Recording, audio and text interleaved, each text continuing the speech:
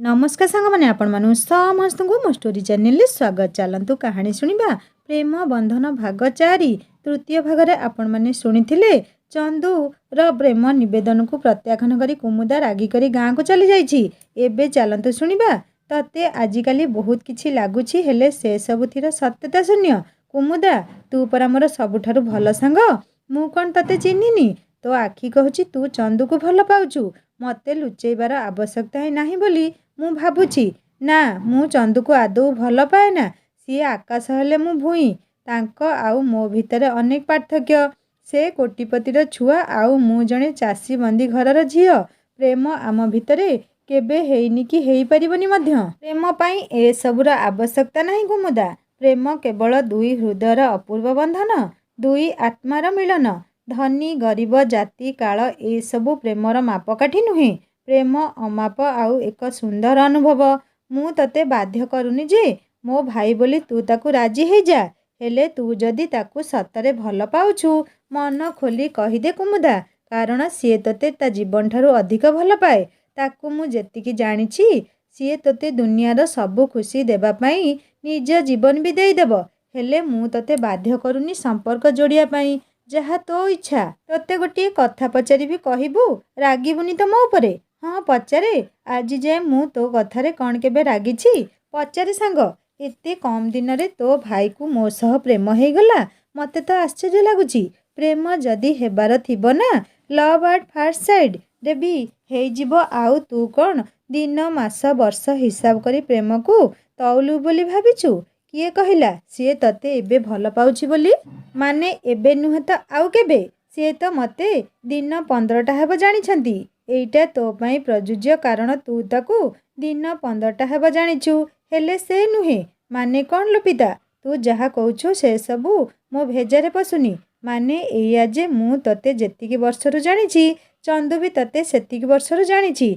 मो ठारू तो विषय सबु बेले शुणे, तो सह तार केबे देखा हैनी आगरू। ए कथा सत, हेले से तो फटो देखिछि आउ तते से मने मने भल पाई बसिछि। मु नीरव रहिली एसबु शुणी, कारण एसबु मते आश्चर्य लागुथिला लोपिता ठारू शुणिकी। ए सबु केते दू सत? आजिर जुगर पिला सी पुणी जने एनआरआई बिना देखा जणारे गोटे गाँवली गरीब झील को एते दिन हला भल पाई बसिछि, ताहा भी पुणी ता भौणी ठारू फटो नहीं आउ ता विषय शुणी। आउ जदि सत तेबे मु दुनियार सबुठारु भाग्यवान झील। ए भगवान, वास्तवता कौन मु तो जानिनी, हेले तुमे तो जानिछ, मते कुह ना प्लीज। ना ना लोपिता मिछ कहूची। जदि से मते एते भल पाती प्रथमरु मो उपरे कोल्ड ड्रिंक्स ढाली देबा आउ चिड़ीबा कौन जानी शुणी करिथिले ना कौन? मते चिड़ेबा पाई ए सबु करुथिले चंदू? ना ना एते मु भाबिबिनी, नहले पागल हो जिबी। अरे कुमुदा एते भाबेनी, मैडम आसिलेनी, मन देई पाठ शुणु, नहले पाठ पचारिबे, न आसिले बेजित हेबू। हाँ हाँ ठीक कथा। क्लास सरिला, लोपिता आउ मु दुहे बाहरी गलु। मो आखि खाली चंदू को खोजुथुला, हेले कोउठी भी पाइलिनी। आउ मो भाई आसी आग पहुँची गला। आउ मु ता सह बाइक रे बसी लोपिता को हाथ हलई घर को चली आसिली। मु ठीक जानिछि, जानी शुणी एसबु करुछंती मो सह। कुमुदा कुमुदा, अरे तू एते चुप कहिंकी? नाई तो भाई, क्लास रे पाठ शुणी शुणी मु चुप हो जाइछि। हौ ठीक अछि, तो भाई तो मूर्ख, पाठ बेसी पढ़िनी, सी अबा केमिति एते सबु कथा जानिबो? हे मु न पढ़िले नाही, भौणी तो पढ़ुछि, पाठ पढ़ी आम गाँ ना रखे। हाँ भाई रखिबी, हाँ भाई आम गाँर ना ही रखिबी। तोर कौन विश्वास नाही मो उपरे? अरे किए कहिला विश्वास नाही बोली? बरं मु मो निज ठारू बेसी विश्वास करे तोते। हेले गोटिए जिनिस मने रखिबु कुमुदा, तू जेमिति एमिति किछि काम न करू जहा आम एते वर्षर मान सम्मान उपरे आँच आनिबो। हे भगवान, भाई आउ चंदू विषय रे किछि जानि नेला कि? ना ना भाई, मु सेमिति काम कदापि करिबिनी। अरे तू एते डरी जाउछु काहेंकी? मु एमितिका बहुत घटना देखी तोते सतर्क करई देली। आउ मु जानिछि मो भौणी सबुठारु नियारा। परिवारर पसंद ता पसंद, आउ से केबे आम नाक कटेइबनी। हौ हेला, एबे ओल्हेई पड़े, घर हेई गलानी। मोर टिके छकरे काम अछि, मु आसुछि। हौ भाई ठीक अछि। हे भगवान, एबेठु किछि आरंभ हेइनी। भाई मते एते शुणौछि, आउ सତରେ जदि किछि हुए भाई मोर पाठ पढ़ारे डोरी बांधी देव, आउ आवश्यक पड़ले मो जीवन भी नहीं जीव। ଏ ସବୁଠାରୁ ଯେତେ ଦୂରରେ ରହିବି ବରଂ ମୋ ପାଇଁ ଭଲ। କୁମୁଦା, ଏ କୁମୁଦା, ଆରେ ତୁ କ'ଣ ଭାବୁଛୁ? ତତେ କେତେଥର ଡାକିଲିଣି? ଏତେ ଅନ୍ୟମନସ୍କ କ'ଣ ପାଇଁ ରହୁଛୁ? ଏ ଅନ୍ୟମନସ୍କତା ଆଗରୁ ତ ନଥିଲା। ଓହୋ ବୋଉ, କ'ଣ କାହିଁକି ଭାବିଲି କହିଲୁ? ଆଉ ଅନ୍ୟମନସ୍କ କେତେବେଳେ ହେଲି କହିଲୁ? ମୁଁ କ'ଣ କମ୍ପ୍ୟୁଟର ଯେ ତୁ ସଙ୍ଗେ ସଙ୍ଗେ ଡାକିଲୁ ଆଉ ମୁଁ ସେକେଣ୍ଡରେ ତୋ ଉତ୍ତର ଦେଇଦେବି? ମୁଁ ବା ମଣିଷ, ସମୟ ତ ଦରକାର ହେବ ନା। ଖାଇବା ଆଣେ, ମୋତେ ଭୋକ ଲାଗିଲାଣି। ମୋର ଅନ୍ୟମନସ୍କତାକୁ କ'ଣ ଗୋଟିଏ କରିବାକୁ ପଡ଼ିବ, କାରଣ ପୂରା ପରିବାର ଠଉରେଇ ନେଲେଣି। ହେ ମା ତାରିଣୀ, ରକ୍ଷା କର। ହଉ ଯା, ଗୋଡ଼ ହାତ ଧୋଇ ଜାମାପଟା ବଦଳେଇଆ, ଖାଇବା ବାଢ଼ୁଛି। ବୋଉ ହାତରନ୍ଧା ସୁଆଦିଆ ଖାଇବା ଖାଇ ମୁଁ ପୁଣି ଥରେ ଭାବିବାକୁ ଲାଗିଲି। ଆଉ ମନେ ମନେ ଚନ୍ଦୁଙ୍କ ଉପରେ ଅଭିମାନ ବି କଲି। ସିଏ ଯଦି ସତରେ ମୋତେ ଏତେ ଆଗରୁ ଭଲ ପାଉଥିଲେ କ'ଣ ପାଇଁ ଜଣେଇଲେନି? ଆଉ ଯିଏ ଯାହାକୁ ଭଲ ପାଏ ତ ତା'ଠାରୁ ଏତେ ଦୂରେଇ କ'ଣ ରହିପାରେ? ଗୋଟିଏ ପଟେ ପରିବାର କଟକଣା କଥା ଭାବି ମନର ରଙ୍ଗ ଉଡ଼ିଯାଉଛି, ହେଲେ ଆଉ ଗୋଟିଏ ପଟେ ଚନ୍ଦୁଙ୍କ ପ୍ରତି ଦିନକୁ ଦିନ ମୋର ଅହେତୁକ ଦୁର୍ବଳତା କ'ଣ ପାଇଁ ବଢ଼ି ଚାଲୁଛି ମୁଁ ନିଜେ ବି ଜାଣିପାରୁନି। ତାଙ୍କ ପାଖକୁ ମୋ ମନ ଟାଣି ହେଇଯାଉଛି। ତାଙ୍କ ବିଷୟରେ ଭାବିବାକୁ ମୋତେ ଭାରି ଭଲ ଲାଗୁଛି। ଶୁଣିଥିଲି ଦୂରତ୍ୱ କୁଆଡ଼େ ପ୍ରେମର ଗଣିତକୁ କଷିପାରେ, ଆଉ ମୋ କ୍ଷେତ୍ରରେ ମୁଁ ଅନୁଭବ ବି କରିନେଲି। ପାଖରେ ଥିଲି, ଚନ୍ଦୁ ମନ ଖୋଲି କହୁଥିଲେ, ଆଉ ସମୟ ବି ଯଥେଷ୍ଟ ପରିମାଣରେ ଥିଲା, ହେଲେ ମୁଁ ନାରାଜ ହେଉଥିଲି। ଏବେ ଦୂରକୁ ଆସିବା ପରେ ଦୂରତାଟା ଅନେକ କଷ୍ଟ ଦେଉଛି। କେତେବେଳେ ଏସବୁ ଭାବୁ ଭାବୁ ମୁଁ ଶୋଇପଡ଼ିଛି ମୁଁ ନିଜେ ବି ଜାଣିନି। ହଠାତ୍ ନିଦ ଭାଙ୍ଗିଗଲା ଆଉ ଫୋନରେ ଏତେ ଗୁଡ଼ାଏ ମିସ୍କଲ୍ ଦେଖି ଲୋପିତାର ମୁଁ ଘାବରେଇ ଗଲି। ଫୋନ୍ ଲଗେଇଲି ତାକୁ। ହ୍ୟାଲୋ ଲୋପିତା, ହଁ କହ। ଫୋନ୍ ସାଇଲେଣ୍ଟ କରି ଶୋଇଯାଇଥିଲି। ହଁ କହ। ଚନ୍ଦୁର ଆକ୍ସିଡେଣ୍ଟ ହୋଇଯାଇଛି। ମୋ ପାଦ ତଳୁ ମାଟି ଅତଡ଼ା ଖସିବା ଭଳି ମନେ ହେଉଥିଲା। ମୁଣ୍ଡ ଉପର ଆକାଶଟା ସତେ ଯେମିତି ଖଣ୍ଡ ବିଖଣ୍ଡିତ ହୋଇପଡ଼ୁଥିଲା ଆଉ ଆଖିରୁ ଲୁହ ଧାର ଧାର ହେଇ ବହିଯାଉଥିଲା। ଲୋପିତା, ଏବେ ସେ କୋଉଠି ଅଛନ୍ତି? କେମିତି ଅଛନ୍ତି? କହ ପ୍ଲିଜ୍। ଲୋପିତା କହିସାରି ଫୋନ୍ ରଖିଦେଲା। ହେ ଭଗବାନ, ଏମିତି କାହିଁକି କଲ? ସେ ଏବେ ହସ୍ପିଟାଲରେ। ମୁଁ ତାଙ୍କୁ ଦେଖିବାକୁ ଯିବି। କେମିତି ଯିବି ଆଉ କାହା ସାଙ୍ଗରେ ଯିବି? ରୋହନକୁ ଫୋନ୍ କରି ସବୁ କହିଲି। ସିଏ କହିଲା ବ୍ୟସ୍ତ ହନା, ମୁଁ ପହଞ୍ଚି ତତେ ହସ୍ପିଟାଲ ନେଇଯିବି। ରୋହନ ଆସି ପହଞ୍ଚିଲା। ବୁଝିଲୁ ରୋହନ, ମୋତେ ଡର ଲାଗୁଛି। ଘରେ ଆଉ କେହି ସନ୍ଦେହ କରିବେନି ତ? ତୁ ଏତେ ଡରେନା। ଡରିଲେ ମରିବୁ। ମୋତେ ତ ଲାଗୁଛି ତୁ ନିଜେ ନିଜକୁ ଧରା ପକେଇ ଦେବୁ। ତୁ ତ ମରିବୁ, ତା ସାଙ୍ଗେ ସାଙ୍ଗେ ମୋତେ ବି ମାରିବୁ। ଏଣେ ପୁଅ ମୁଣ୍ଡକୁ ଆଶା, ତେଣେ କ୍ଷୀର ଘଡ଼ିକୁ ଆଶା। ପ୍ୟାର କିଆ ତ ଡରନା କିଆ। ଆବେ ପାଗଳ, ଧୀରେ କହ। ମୋର କିଛି ଆରମ୍ଭ ହେଇନି, ତୁ ଡେଇଁବା ଆରମ୍ଭ କରିସାରିଲୁଣି। ତୁ ଚାଲିଲୁ। ତେଣେ ଚନ୍ଦୁ କେମିତି ଥିବେ ଭାବି ମୋ ମନଟା କ'ଣ ହେଇଯାଉଛି। ବାପା ଆଉ ଭାଇ ବସି କଥା ହେଉଥାନ୍ତି। ମୁଁ ଡରି ଡରି ସେମାନଙ୍କ ପାଖକୁ ଗଲି। ରୋହନ ମୋ ପଛରେ ଥାଏ। ବାପା, ମୋର ପ୍ରୋଜେକ୍ଟ କାମରେ ଟିକେ ଲୋପିତା ପାଖକୁ ଯିବାର ଅଛି। ଯିବି କି? ଯଦି ଅତି ଆବଶ୍ୟକ ବୋଲି ମନେ କରୁଛୁ ତୁ ଯିବୁ, ଆଉ ମୁଁ କ'ଣ କହିବି? କାହା ସହ ଯିବୁ? ଭାଇ ଆଉ ମୁଁ ତ ନେଇଯାଇପାରିବୁନି। ଆରେ ରୋହନ, ତୁ ଟିକେ ତାକୁ ନେଇଯା। କାମ ସାରି ସନ୍ଧ୍ୟା ପୂର୍ବରୁ ପହଞ୍ଚେଇ ଦେ ଦୟାକରି। ଆଜ୍ଞା ଅଙ୍କଲ, ଆପଣ ଜମାରୁ ଚିନ୍ତା କରନ୍ତୁନି। ମୁଁ ତାକୁ ନେଇ ତା କାମ ସାରି ପହଞ୍ଚେଇ ଦେବି। ଦେଖିକି ଯିବ ଦୁଇଜଣ। କିଛି ଅସୁବିଧା ହେଲେ ଫୋନ୍ କରିବ। ଆଜ୍ଞା ଭାଇ, ଆପଣମାନେ ନିଶ୍ଚିନ୍ତରେ ରୁହନ୍ତୁ। ମୁଁ ଆଉ ରୋହନ ବାହାରିଗଲୁ। ଲୋପିତାକୁ ଫୋନ୍ କରି କହିଲି। ସିଏ କହିଲା, ଏବେ କେହି ଘରଲୋକ ନାହାନ୍ତି। ଚନ୍ଦୁ ପାଖରେ କେବଳ ସେ ହିଁ ଅଛି। ମା ତାର ରାତିରେ ରହିବେ ବୋଲି ଲୁଗାପଟା ଆଣିବାକୁ ଯାଇଛନ୍ତି। ଏବେ ଗଲେ ମୋର ତା ସହ ଦେଖା ହେଇପାରିବ। ମୋ ମନର କଷ୍ଟକୁ ଜାଣିପାରି ରୋହନ କହୁଥାଏ, କୁମୁଦା, ସେ ଠିକ୍ ହେଇଯିବ। ମୋ ସାଙ୍ଗଟା ପରା, ତୁ ବ୍ୟସ୍ତ ହଅନା। ତତେ ଏମିତି ଦେଖି ମୁଁ ଆଦୌ ସହ୍ୟ କରିପାରୁନି। ହସ୍ପିଟାଲରେ ଯାଇ ପହଞ୍ଚିଲୁ। ହସ୍ପିଟାଲ ବେଡ୍ରେ ଚନ୍ଦୁର ସାଲାଇନ୍ ଲାଗିଛି। ହାତ ଗୋଡ଼ ସବୁ ବ୍ୟାଣ୍ଡେଜ୍ ହେଇଛି। ମୁଣ୍ଡ ବି ଫାଟିଯାଇଛି। ମୋତେ ଦେଖି ଲୋପିତା ଆଉ ରୋହନ ବାହାରକୁ ପଳେଇଲେ। କ'ଣ ଆସିଛ ଦେଖିବାକୁ ମୁଁ ମରିଛି କି ବଞ୍ଚିଛି? ମୁଁ ମରିଗଲେ ତୁମକୁ ଅବା କ'ଣ ଫରକ ପଡ଼ିବ? ଚନ୍ଦୁ ପ୍ଲିଜ୍, ଏସବୁ ଅଶୁଭ କଥା ମୋଟେ ତୁଣ୍ଡରେ ଧରନି। ମୋତେ ଫରକ ପଡ଼ୁଛି କି ନାହିଁ ସେ କଥା ମୁଁ ଜାଣିଛି, ତୁମେ ନୁହେଁ। ତେଣୁ ପ୍ଲିଜ୍ ଚୁପ୍ ରୁହ। କାହିଁକି ଆସିଛ? ଚାଲିଯାଅ ଏଠୁ। ଆଉ ଏ ରୋହନକୁ କ'ଣ ପାଇଁ ନେଇକି ଆସିଛ? ମୋ କଟା ଘାରେ ଚୂନ ଦେବାକୁ? ଚନ୍ଦୁ ପ୍ଲିଜ୍, ଏବେ ଏସବୁର ସମୟ ନୁହେଁ। ତୁମେ ବିଶ୍ରାମ କର। ରୋହନ ଉପରେ କାହିଁକି ଚିଡ଼ୁଛ? ସେ ଯଦି ନେଇକି ଆସିନଥାନ୍ତା ତେବେ ମୁଁ କାହା ସହ ଆସିଥାନ୍ତି କହିଲ? ଓହୋ, ତା ସହ ଆସି ଗୋଟିଏ ବଡ଼ କାମଟେ କରିଦେଇଛ ଯେମିତି ଆଉ। ଯଦି ଆସି ପାରୁନଥିଲ ତେବେ ମୋଟେ ଆସିନଥାନ୍ତ। ତା ସହ ଆସି ମୋତେ କଷ୍ଟ କାହିଁକି ଦେଉଛ? ତୁମେ ରୋହନକୁ ଯେମିତି ଭାବୁଛ ସେମିତି ପିଲା ସିଏ ନୁହେଁ ଚନ୍ଦୁ। ତୁମେ ମୋତେ ଆଉ ତା ଭଲମନ୍ଦର ଜ୍ଞାନ ଦିଅନି କୁମୁଦା। ଓଃ ଆଃ। ପାଣି ପିଇବା ପାଇଁ ହାତ ନେବା ସମୟ ଯନ୍ତ୍ରଣା ହେବାରୁ ଗ୍ଲାସକୁ ନେଇ ମୁଁ ଚନ୍ଦୁଙ୍କୁ ପାଣି ପିଆଇବା ପାଇଁ ମୋ ହାତ ବଢ଼େଇଲି। ସେ ମୁହଁକୁ ବୁଲେଇ କହିଲେ, ମୋତେ ଶୋଷ ନାହିଁ, ପ୍ଲିଜ୍ ପିଇ ନିଅ। ମୁଁ ଜାଣିଛି ତୁମକୁ ଶୋଷ କରୁଛି। କେବଳ ମୋ ଶୋଷକୁ ଜାଣିପାରୁଛ ଆଉ ମୋ ମନର ଅବସ୍ଥାକୁ ବୁଝିପାରୁନ, ନୁହେଁ କି କୁମୁଦା? ଏଥରକ ମୋ ଆଖିରେ ଲୁହ ଥିଲା ଆଉ ମୋ ମନ କହୁଥିଲା, ଚନ୍ଦୁ ତୁମେ ନିଜେ ବି ଜାଣିନ ତୁମକୁ ଏମିତି ଅବସ୍ଥା ଦେଖିବା ପରେ ମୋ ମନର ଅବସ୍ଥା କ'ଣ ହେଉଛି। ଏତେ ଆଉ ନାଟକ ନ କରି ବାହାରି ଯାଅ। I don't want drama any more as I have no patience to tolerate and yes wipe your tears. ବାହାରି ଯାଅ ଏଇଠୁ। ଘରେ ପହଞ୍ଚୁ ପହଞ୍ଚୁ ସନ୍ଧ୍ୟା ହେଇଯିବ ନହେଲେ।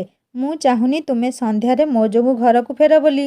ତାଙ୍କ କଥାର ରୁକ୍ଷତାକୁ ମୁଁ ସହି ନ ପାରି ଚାଲିଯିବାକୁ ବେଶୀ ପସନ୍ଦ ମନେ କଲି। ନିଜର ଯତ୍ନ ନେବ କହି ଆଖି ଲୁହ ପୋଛି ବାହାରକୁ ଆସିଲି। ଏତେ ଶୀଘ୍ର ଚାଲି ଆସିଲୁ ଯେ? ଶୁଣ ନା ମୋ କଥା। ମୋର ସବୁ ଜିନିଷ ତାଙ୍କୁ ଡ୍ରାମା ଲାଗୁଛି। ମୁଁ ଯାଉଛି, ସନ୍ଧ୍ୟା ହେଇଯିବ। ତୁ ବ୍ୟସ୍ତ ହନା କୁମୁଦା। ସିଏ ପାଗଳାଟା। ମୁଁ ତାର ଯତ୍ନ ନେବି। ତା ଫୋନ୍ ନମ୍ବର ତୋ ନମ୍ବରକୁ ପଠେଇ ଦେବି। ତା ସହ କଥା ହେବୁ। ସିଏ ତୋ ଉପରେ ଟିକେ ଅଭିମାନ କରିଛି। ମୁଁ ତାକୁ ବୁଝେଇ ଦେବି। ହଉ ଠିକ୍ ଅଛି, ଆମେ ଏବେ ଆସୁଛୁ। ଚନ୍ଦୁ ତତେ ସେ ଏତେ ବାଟରୁ ଦେଖିବା ପାଇଁ ଆସିଲା। ତୁ ତାକୁ ଏମିତି ବ୍ୟବହାର କରି କିଛି ଠିକ୍ କଲୁନି। ମୁଁ ମୋ ପ୍ରେମିକାକୁ ମୋ ଅଧିକାର ଜାହିର କରି କହିଲି, ତତେ କାହିଁକି ବାଧୁଛି? ତୋ ପ୍ରେମିକା ଅଧିକାର ସାବ୍ୟସ୍ତ କରୁଛୁ। ମହାଶୟ, ଆପଣ ଟିକେ ବେଶୀ ଭାବି ଦେଉନାହାନ୍ତି। ମୂଳରୁ ସ୍ତ୍ରୀ ନାହିଁ, ପୁଅ ନା ଗୋପାଳିଆ। ମାନେ କ'ଣ? ମୋର ଏଇ ଯେଉଁ ଯନ୍ତ୍ରଣା ତା ସହ ତୋର ଏସବୁ କଥା ମୋ ମୁଣ୍ଡ ଉପରେ ଆସି ବାଉନ୍ସ କରୁଛି। ଆରେ ମୂର୍ଖ, ମୋ କହିବା କଥା ହେଲା ତତେ ସିଏ ଏ ଯାଏଁ ହଁ କହିନି ଆଉ ତୁ ତାକୁ ତୋ ପ୍ରେମିକା ବୋଲି କହି ଅଧିକାର ସାବ୍ୟସ୍ତ କଲୁଣି। ମୁଁ କାହିଁକି ମୂର୍ଖ? ତୁ ମୂର୍ଖ। ତୁ କହ, ସେ ଯଦି ମୋତେ ଭଲ ପାଇ ନଥାନ୍ତା ତେବେ ସିଏ କ'ଣ ଘରେ ମିଛ କହି ହସ୍ପିଟାଲକୁ ମୋତେ ଦେଖିବା ପାଇଁ ତରବର ହେଇ ଦୌଡ଼ି ଆସିଥାନ୍ତା? ତା ଆଖିର ସେ ଲୁହ, ତା ମନର ଅବସ୍ଥା ସବୁକିଛି ମୋ ପ୍ରତି ଥିବା ଗଭୀର ଭଲ ପାଇବାକୁ ପରିପ୍ରକାଶ କରୁଥିଲା। ଯଦି ତୁ ଏତେ ପଣ୍ଡିତ, ସବୁ କଥା ଜାଣିଛୁ ତେବେ ବଡ଼ ପଣ୍ଡିତ ସିଆଣିଆ। ସବୁ ଜାଣିଛୁ ହେଲେ ତୁ ସବୁ ଜାଣିବି ବିଚାରୀଟାକୁ ଏତେ ହଇରାଣ କରୁଛୁ କାହିଁକି? ସିଏ କେତେ କଷ୍ଟରେ ମିଛ କହି ଆସିଥିଲା ତତେ ଦେଖିବା ପାଇଁ, ହେଲେ ତୁ ଗୋଟେ ଏମିତି ବିଚିତ୍ର ପିଲା, ପୁରା ସଂସାରରେ ବିରଳ। ତାକୁ ଏତେ ଗୁଡ଼ାଏ କହିଲୁ। ସିଏ ଯାଇ କେତେ କାନ୍ଦିବ ତୁ ଥରେ ହେଲେ ଭାବିଛୁ? ତୁ କାହିଁକି ଭାବିବୁ ଯେ? ଆରେ କିଏ କାନ୍ଦିବ ଲୋପା? ତୁ କାହା କଥା କହୁଛୁ? ଆଉ ଚନ୍ଦୁ କାହା କଥା ଭାବିବ? ନା ପିଉସୀ, କଥା ଜାଣିନେବା ଭୟରେ ଥଙ୍ଗେଇ ହେଇ ଲୋପିତା କହିଲା, ନା ସେ କିଛି ନୁହେଁ। ଆରେ କ'ଣ ଗୋଟିଏ ହଟ୍ ଟପିକ୍ ଡିସ୍କସନ୍ ଚାଲିଥିଲା ଆଉ ମୁଁ ଆସିବା ବେଳଠୁ ଏକଦମ୍ ଚୁପ୍। ଓ ମାମା, ଦ୍ୟାଟ୍ସ ନଥିଂ। ସେ କହୁଥିଲା କି ତୁମେ କେତେ କାନ୍ଦିଥିବ ମୋ ଆକ୍ସିଡେଣ୍ଟ ଯୋଗୁଁ। ମୋତେ ଦେଖିକି ଗାଡ଼ି ଡ୍ରାଇଭ୍ କରିବାର ଥିଲା। ହେଲେ ମୁଁ କାହିଁକି ଭାବିବି? ମୁଁ ତ ପୁରା ଫ୍ରେକ୍ଚର୍ ନା। She is absolutely right and what about you darling son? Just grow up my child. ପାପା କେତେ ମନ ଦୁଃଖ କଲେ। ତୁ ଏମିତି ବେପରୁଆ ହେଇ ଡ୍ରାଇଭ୍ କଲେ କ'ଣ ଚଳିବ? ଓହୋ, ମଣିଷ ବଞ୍ଚିଗଲା। ଏ ଚନ୍ଦୁ ଠିକ୍ ସମୟ ଯଦି କିଛି କହିନଥାନ୍ତା ତେବେ ଆମ ଦୁଇ ଜଣଙ୍କ ସହ କୁମୁଦା ବି ଫସି ଯାଇଥାନ୍ତା। ପିଉସୀ ତା ଅବସ୍ଥା ଖରାପ କରିଦେଇଥାନ୍ତେ। ଆରେ ଲୋପା, ସନ୍ଧ୍ୟା ହେଇଗଲାଣି, ତୁ ସ୍କୁଟି ନେଇ ଘରକୁ ଚାଲିଯା। ତୁ ଗଲେ ପାପା ମାମା ଆସିବେ। ଆଜ୍ଞା ପିଉସୀ, ମୁଁ ଯାଉଛି। ଚନ୍ଦୁ ଟେକ୍ କେୟାର, କାଲି ଆସିବି। ହଉ ଯା, ଘରେ ପହଞ୍ଚି ଫୋନ୍ କରିବୁ। କୁମୁଦା ସେ ହସ୍ପିଟାଲରେ ଅଛି, ମେଡ଼ିସିନ ଖାଇ ସୁସ୍ଥ ବି ହେଇଯିବ। ତୁ ଆଉ ଏତେ ମନ ଦୁଃଖ କରନା। ଦେଖିକି ଆସିଲୁ ତ ପୁଣି କାହିଁକି ମନ ଦୁଃଖ କରୁଛୁ? ଚନ୍ଦୁ କିଛି କହିଲା କି? ନା ରୋହନ, ସେ କିଛି କହିନାହାନ୍ତି। ଭଗବାନ କରନ୍ତୁ ସେ ଶୀଘ୍ର ଠିକ୍ ହେଇଯାଆନ୍ତୁ। କୁମୁଦା, ଗୋଟେ କଥା ପଚାରିବାର ଅଛି ତତେ। ଖରାପ ଭାବିବୁନି ତ? ତୁ କ'ଣ ସତରେ ଚନ୍ଦୁକୁ ଭଲ ପାଉ? ରୋହନ, ମୁଁ ନିଜେ ବି ଜାଣିନି, ହେଲେ ମୁଁ କେବେ ମୁହଁ ଖୋଲି କହିନି ତାଙ୍କୁ ଭଲ ପାଏ ବୋଲି। ତୁ ସତରେ ପାଗଳିଟା। ଆରେ ଜାଣିନୁ ଯଦି ତେବେ ଚନ୍ଦୁକୁ ଦେଖିବା ପାଇଁ ଏତେ ତରବର ହେଇ ଧାଇଁଗଲୁ କାହିଁକି? କିଛି ତ ଅଛି ତା ପାଇଁ ତୋ ମନ ଭିତରେ। ହଁ ରୋହନ, ତୋ ବୁଝିବା ବି ଏକଦମ୍ ଠିକ୍। ତୋତେ କେମିତି ଲାଗେ ଚନ୍ଦୁ? କହନା ରୋହନ। ମୋତେ ବହୁତ ଭଲ ଲାଗେ ଚନ୍ଦୁ। ସେ ବହୁତ ଭଲ ପିଲାଟେ। ଟିକିଏ ବି ଗର୍ବ ନାହିଁ ତା ମନରେ। ହେଲେ ମୁଁ ଯେତିକି ଅନୁଭବ କରିଛି, ତୋର ମୋ ସହ ମିଶିବାକୁ ସେ ଆଦୌ ପସନ୍ଦ କରେ ନାହିଁ। ସେଇଥିପାଇଁ ସେ ମୋତେ ଦେଖିବାକୁ ପସନ୍ଦ କରେନି। ଆଜି ରାଗିଲା ନା ତୋ ଉପରେ? ଆରେ ନା ନା ରୋହନ, ସେମିତି କିଛି ନୁହେଁ। ତୁ ଚନ୍ଦୁକୁ ଓଲଟା ବୁଝୁଛୁ। ରିଲାକ୍ସ କୁମୁଦା। ମୁଁ ତାକୁ ଖରାପ ଭାବିବି କାହିଁକି? ମୁଁ ବି ତା ଜାଗାରେ ଥିଲେ ଏମିତି ହିଁ ବିହେଭ୍ କରିଥାନ୍ତି। କିଏ କ'ଣ ନିଜର ପ୍ରେମିକାକୁ ଆଉ କେଉଁ ପୁଅ ସହ ଦେଖି ସହ୍ୟ କରିପାରିବ ନା କ'ଣ? ହେଲେ ତୁ ତ ଚନ୍ଦୁ ମୋ ଭିଣେଇ ନ ହେବା ଆଗରୁ ତା ପଟ ନେଇ କଥା କହିଲୁଣି। ତୁ ଏବେ ଯାଏଁ ଚନ୍ଦୁର ଉତ୍ତର କାହିଁକି ଦେଉନୁ? ରୋହନ, ତୁ ତ ଜାଣିଛୁ ମୋ ପରିବାର କଥା, ଆଉ ସେମାନଙ୍କର ଷ୍ଟାଟସ୍ ଆମକୁ କିଣିଦେବା ଭଳି। ମୁଁ ବାମନ ହେଇ ଚାନ୍ଦକୁ କାହିଁକି ହାତ ବଢ଼େଇବି ବୋଲି ଭାବି ନିଜ ମନକୁ ନିୟନ୍ତ୍ରଣରେ ରଖିବାର ପ୍ରୟାସରେ ଅଛି। ହେଲେ କ'ଣ କରିବି କହିଲୁ? ଏ ନୁଛୁଣା ମନଟା ମୋର ବୋଲ ମାନିଲେ ତ? ମନ ତ ଉଡ଼ା ପକ୍ଷୀ, ତାକୁ ବାନ୍ଧି ରଖିବାର କ୍ଷମତା ସାଧାରଣ ମଣିଷ ପାଖେ ଅସମ୍ଭବ। ହେଲେ ରିନି ଅପା କହୁଥିଲା ଚନ୍ଦୁର ମା କୁଆଡ଼େ ବହୁତ କଡ଼ା ଲୋକ, ଆଉ ଏ ଧନୀ ଗରିବର ଅନ୍ତର ବହୁତ କରନ୍ତି। ହେଲେ ତା ପାପା ବହୁତ ଭଲ। ମାନେ ଯଦି ତୋର ପ୍ରେମ ହେଲା ତ ତା ମାଙ୍କ ସହ ଲଢ଼ିବୁ, ହେଲେ ମୋର ବିଶ୍ୱାସ ତୁ ଜିତିବୁ ହିଁ। ହଉ ଛାଡ଼େ ସେ କଥା, ଯାହା ଭଗବାନ ଚାହିଁବେ ସେଇଆ ହିଁ ହେବ। ବର୍ତ୍ତମାନ ମୁଁ ଭଗବାନଙ୍କୁ ଡାକୁଛି ଚନ୍ଦୁ ସୁସ୍ଥ ହୋଇ ଘରକୁ ଫେରି ଆସନ୍ତୁ। କୁମୁଦା ତୁ ଯା, ମୁଁ କାଲି ଆସିବି ଯଦି ସମୟ ହେବ ତ। ଆ ଘର ଭିତରକୁ ଆସେ, ଚା ପିଇ ଦେଇ ଯିବୁ। ନା ନା, ତୋ ମନ ଭଲ ନାହିଁ, ଏତେ ଫର୍ମାଲିଟି ମୋର ଦରକାର ନାହିଁ। ତୁ ଯା ବିଶ୍ରାମ କରିବୁ, ଅସୁବିଧା ହେଲେ ଫୋନ୍ କରିବୁ। ହଉ ଯା, ପହଞ୍ଚି ଫୋନ୍ କରିବୁ।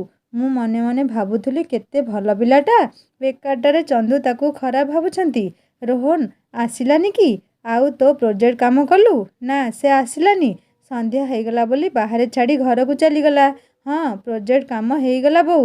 ସନ୍ଧ୍ୟା ସମୟ ମୁଁ ସଞ୍ଜବତୀ ନେଇ ଗାଁ ଠାକୁରାଣୀଙ୍କ ପାଖକୁ ଗଲି ମାନି ଅପାଙ୍କ ସହ। ଚନ୍ଦୁ ଶୀଘ୍ର ସୁସ୍ଥ ହୁଅନ୍ତୁ ବୋଲି ଦୀପଟିଏ ଜଳେଇଲି। ଅନ୍ୟ ମନସ୍କତା ଯୋଗୁଁ ମୋ ହାତ ଦୀପ ନିଆଁରେ ବାଜି ପୋଡ଼ିଗଲା। କୁମୁଦା ତୁ ଏତେ ଅନ୍ୟମନସ୍କ କ'ଣ ପାଇଁ? ଜଲ୍ଦି ମୁଣ୍ଡିଆ ମାରି ଚାଲେ, ଔଷଧ ଲଗେଇ ନେବୁ। ପୋଡ଼ା ଘା'ର ଯନ୍ତ୍ରଣାରେ ମୁଁ ଛଟପଟ ହେଇ କହିଲି, ତୁମ ଫ୍ରିଜ୍ରୁ ବରଫ ଆଣି ଦେଲ ଅପା। ଦେଖା, ମୁଁ ଲଗେଇ ଦେଉଛି ବରଫ। ଏଇ କ୍ରିମ୍ଟା ବଢ଼ିଆ କାମ କରିବ। ହଉ ଅପା ଜଲ୍ଦି ଲଗାଅ, ମୁଁ ଘରକୁ ଯାଏଁ। କିଏ ଯଦି ଦେଖିବ ପୁଣି ହାଲ୍ଲା କରିବ। ଅପା କହିଲେ, କୁମୁଦା ଏବେ ହେଇଗଲା, ତୁ ଘରକୁ ଯାଇପାରୁ। ମୋ ନିଜ ହାତ ପୋଡ଼ି ଯାଇଥାଏ, ମୁଁ ଯନ୍ତ୍ରଣାରେ ଛଟପଟ ହେଉଥାଏ। ହେଲେ ମନ ପୋଡ଼ିଯିବା ପାଖରେ ଶରୀରରେ ସେ ଛୋଟିଆ ଅଂଶର ପୋଡ଼ା ଘା'ଟା ଅତି ସାମାନ୍ୟ ମନେ ହେଉଥାଏ। ଚନ୍ଦୁ ଏବେ କେମିତି ଥିବେ ଆଉ କ'ଣ କରୁଥିବେ ଭାବି ମୋ ମନଟା ଭଲ ଲାଗୁ ନଥାଏ। ଲୋପିତାକୁ ଫୋନ୍ ଲଗେଇଲି। ହଁ କୁମୁଦା କହ, ଘରେ ପହଞ୍ଚିଲୁ? ହଁ କେତେବେଳୁ ପହଞ୍ଚିଲିଣି, ଧୂପ ଦେଉଥିଲି। ଏବେ କହ ଚନ୍ଦୁ କେମିତି ଅଛନ୍ତି, ଆଉ ତୁ କୋଉଠି? ଚନ୍ଦୁ ଭଲ ଅଛି, ପିଉସୀ ତା ପାଖେ ରହିଲେ, ଆଉ ମୁଁ ଘରକୁ ଚାଲି ଆସିଲି। ମୁଁ ତା ନମ୍ବର ତତେ ପଠଉଛି, ସମୟ ହେଲେ କଥା ହେଇଯିବୁ। ପିଉସୀ ଅଛନ୍ତି, ଦେଖିକି କଥା ହେବୁ। ହଉ ତୁ ରଖେ, କାଲି କଲେଜରେ ଦେଖାହେବ କହି ମୁଁ ଫୋନ୍ ରଖିଲି। କୁମୁଦା, କୁମୁଦା ଆସେ ଖାଇବୁ। ହଁ ବୋଉ ଆସୁଛି। ହେଲେ ମୋ ମନ ଭଲ ଲାଗୁନଥାଏ, ହାତ ଜଳି ଯାଇଥାଏ। ବୋଉ ଗୁଡ଼େ ଟ୍ୟୁସନ୍ କରି ମୋତେ ଖୁଆଇ ଦେଲା। ଠିକ୍ କରି ଆସି ଶୋଇବାକୁ ଗଲି। ଆଖିରୁ ମୋର ନିଦ ହଜିଯାଇଛି ଯେମିତି। ବାରମ୍ବାର ଚନ୍ଦୁଙ୍କ ନମ୍ବର ଡାଏଲ୍ କରୁଥାଏ, ପୁଣି କାଟି ଦେଉଥାଏ। କେତେ ସମୟ ପରେ ଭାବି ଭାବି କଲ୍ କଲି। ହ୍ୟାଲୋ, କିଏ କହୁଛନ୍ତି? ମୁଁ କୁମୁଦା କହୁଛି। ତୁମକୁ ଏବେ କେମିତି ଲାଗୁଛି ଚନ୍ଦୁ? କ'ଣ କିଛି ଇମ୍ପୋର୍ଟାଣ୍ଟ କାମ ଅଛି? ଏତେ ରାତିରେ କଲ୍ କ'ଣ ପାଇଁ କରିଛ? ମୋ କଥା ପଚାରି ମୋ ଉପରେ ଦୟାର ବର୍ଷା କରିବାର ଆବଶ୍ୟକତା ନାହିଁ କୁମୁଦା। ଫୋନ୍ ରଖ ତୁମେ, ମୁଁ ଶୋଇବି। ମୁଁ ତୁମ ଦେହ ବିଷୟରେ ପଚାରିବା ପାଇଁ ଫୋନ୍ କରିଥିଲି ଚନ୍ଦୁ।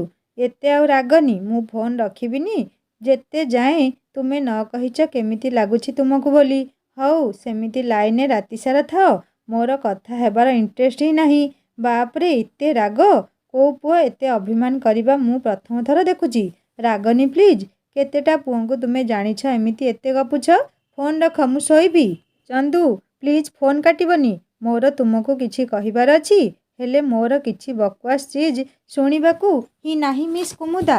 ଆଉ ହଁ, ଫୋନ୍ ନମ୍ବର କୋଉଠୁ ପାଇଲ, ଆଉ ଏତେ ରାତିରେ ଫୋନ୍ କାହିଁକି କରିଛ? ତୁମ ବୟଫ୍ରେଣ୍ଡ ରୋହନ ୱେଟିଂ ଆସିଲେ ତୁମକୁ ଗାଳି ଦେବନି ନା କ'ଣ? ଏକ ବିରାଟ ନୀରବତା ଭିତରେ ମୋର ଦୀର୍ଘଶ୍ୱାସ ସତେ ଯେମିତି ମୋତେ ପର୍ଷିଲ ନୟନରେ ତାଚ୍ଛଲ୍ୟ କରି କହୁଥିଲା, ଉତ୍ତର ଦେଇପାରିବୁ କି କୁମୁଦା?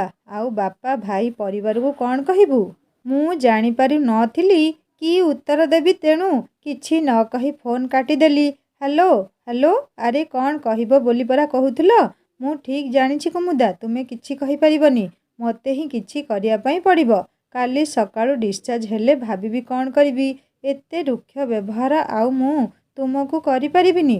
ମୁଁ ତୁମକୁ ଏତେ ପାଖରେ ପାଇବି ତୁମଠାରୁ ଅନେକ ଦୂରରେ। ତୁମେ ମୋ ପାଖକୁ ଆସୁଛ, ହେଲେ ମୁଁ ତୁମକୁ ଏତେ ସବୁ କହି ତୁମ ମନକୁ ବାରମ୍ବାର ଆଘାତ କରୁଛି। ମୁଁ ଜାଣେ କୁମୁଦା, ତୁମେ ବହୁତ ଭଲ। ତୁମ ମନ ପବିତ୍ର, ହେଲେ ବାରମ୍ବାର ରୋହନ ସହ ତୁମକୁ ଯୋଡ଼ିବାର କାରଣ ହେଉଛି ତୁମେ ମୋତେ ଭଲ ପାଅ ବୋଲି ପରିପ୍ରକାଶ କର ନିଜ ମୁହଁରେ। ତୁମେ ମୋତେ ବହୁତ ଭଲ ପାଅ। ତୁମେ କ'ଣ ଅନୁଭବ କରିପାରୁନାହିଁ କି ପ୍ରେମର ଦୁଆରେ ଗୋଡ଼ ଭାଙ୍ଗି ଠିଆ ହେବା କେତେ କଷ୍ଟ? ଏ ଆକ୍ସିଡେଣ୍ଟର କ୍ଷତଠାରୁ ଆହୁରି ଗଭୀର ମୋ ମନର କ୍ଷତ। ବାରମ୍ବାର ଆସି ମଲମ ନ ଲଗେଇ ଚାଲିଯିବାର ମାନେ ଗୋଟିଏ ବିରାଟ ପ୍ରଶ୍ନ। ଆରେ ପାଗଳଙ୍କ ଭଳି କ'ଣ ଗପୁଛୁ ମନେ ମନେ? ନା ନା ମାମା, କିଛି ନୁହେଁ। କ'ଣ ଗପୁଥିଲୁ ତୁ ଆଉ ଏଇନେ ମନା କରୁଛୁ? ଶୋଇନୁ କାହିଁକି? ଆଉ ଏ ଫୋନ୍? କିଏ କରିଥିଲା କି ଫୋନ୍, ତା ପୁଣି ଏତେ ରାତିରେ? Oh come on mom, don't be so typical. ମୋତେ ନିଦ ହେଉନି, ଗୋଡ଼ଟା ପେନ୍ ହେଉଥିଲା, ସୋ ମୁଁ ମୋବାଇଲ୍ ଦେଖୁଥିଲି। ତୁମେ କେବେଠାରୁ ଏତେ ନ୍ୟାରୋ ମାଇଣ୍ଡେଡ୍ ହେଇଗଲଣି? ଆରେ ଠିକ୍ ଅଛି, ଯାହା ତୋର ଇଚ୍ଛା କର ବେଟା। ହେଲେ ଇଣ୍ଡିଆ ଆସିବା ପରେ ମୋତେ କାହିଁକି ତୁ କମ୍ପ୍ଲିଟଲି ଚେଞ୍ଜେଡ୍ ଲାଗୁଛୁ? ମାମା ଏତେ ଆଉ ଭାବନି, ଚେଞ୍ଜ ଇଜ୍ ଲାଇଫ୍ ବୋଲି ତୁମେ ହିଁ ତ କହିଛ ମୋତେ। କିନ୍ତୁ ପରିବର୍ତ୍ତନ ଆବଶ୍ୟକତା ହିଁ ନାହିଁ ବେଟା। ତୋ କେସ୍ରେ ତୁ ପୁରା ଠିକ୍ ଅଛୁ। ଓକେ ମାମା, ଶୋଇଯାଅ, ବହୁତ ରାତି ହେଲାଣି, good night. Okay, good night ବେଟା। ସକାଳ ହେଲା।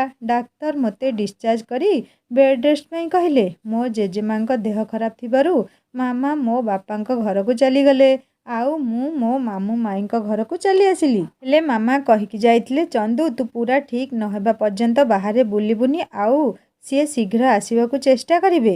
ମୋ ଜେଜେମା ଯେହେତୁ ଗାଁରେ ରହୁଥିଲେ, ସେଇଥିପାଇଁ ମାମା ସେଠିକୁ ଗଲା, ଆଉ ମୁଁ ଅପେକ୍ଷା କରି ରହିଲି ମାମୁଁ ମାଇଁ ଅଫିସ୍ କେତେବେଳେ ଯିବେ ଆଉ ମୁଁ ମୋ ପ୍ରେୟସୀ ପାଖକୁ ଯିବି।